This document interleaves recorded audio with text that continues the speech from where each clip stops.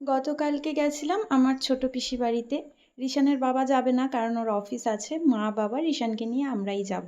আমার শ্বশুরমশাই এর আগে আমার পিসি বাড়িতে গেলেও আমার শাশুড়ি মা কিন্তু এই প্রথমবার যাচ্ছে।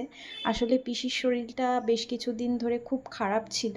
আমি আর রিশানের বাবা কিছুদিন আগে গিয়ে দেখে এসেছি, তো এবার বাবা মা যাচ্ছে একটু দেখতে। আর এই যে হলুদ কালার নাইটি পরে আছে এটাই আমার পিসি। পিসির দুবার ব্রেন স্ট্রোক করে। আমি জন্মের পর থেকে মানে জ্ঞান হওয়ার পর থেকে পিসিকে এইরকমই দেখছি। পিসির দুবার ব্রেন স্ট্রোক করাতে তার বাঁ হাত আর বাঁ পা প্যারালাইজড মতো হয়ে গেছে, তো সেই হাত পায়ে জোর পায় না, হাঁটতে পারে তবে ধীরে ধীরে। বিয়ের আগে পিসি বাড়িতে কত গেছি থেকেছি, যখন যেতাম পিসিকে না কিছু করতে দিতাম না, ছোটবেলা থেকে এইরকম দেখে এসছি। তো তো পিসির ছেলে নেই, 2 মেয়ে, বিয়ে হয়ে গেছে। পিসেমশাইকে দেখেছি পিসিকে প্রচণ্ড হেল্প করতে, এখনও করে। আর পিসির এই হাত পা নিয়েই পিসিকে দেখেছি কাজ করতে আমরা।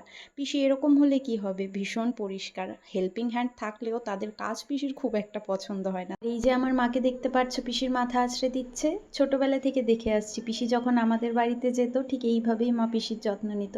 আর মা যখন পিসি বাড়ি আসে এখনও ঠিক এইভাবেই যত্ন নেয়।